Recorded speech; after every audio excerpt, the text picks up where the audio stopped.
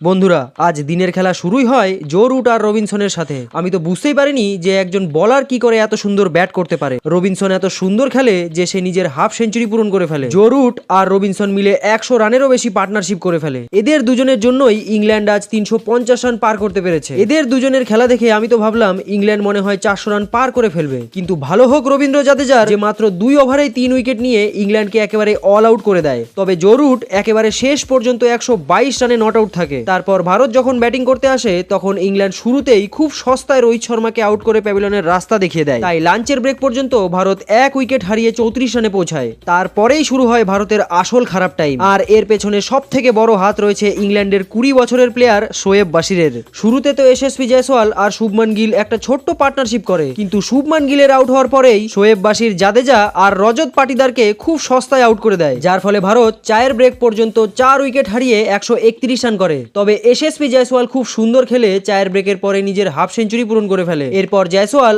আর আগের ম্যাচের হিরো সরফরাজ খান মিলে খুব ভালো খেলা তো শুরু করে, কিন্তু ঠিক তারপরে এসএসপি জয়সওয়াল 73 রানের মাথায় নিজের উইকেট হারিয়ে বসে। ঠিক তার কিছুক্ষণ পরে সরফরাজ খানও নিজের উইকেট হারায়। তবে শেষের 1 ঘন্টায় ধ্রুব জুরেল আর কুলদীপ যাদব মিলে খুব সুন্দর ব্যাটিং করতে থাকে। তাই দিনের খেলা শেষ হতে হতে ভারত 7 উইকেট হারিয়ে 219 রানে পৌঁছায়। তবে ভারত এখনো প্রথম ইনিংসে ইংল্যান্ডের থেকে 134 রান পেছনে রয়েছে। তবে আপনাদের কি মনে হয় বন্ধুরা, কাল ভারত কি ইংল্যান্ডের রানের বরাবর করতে পারবে? নিচে কমেন্ট করে অবশ্যই জানাবেন।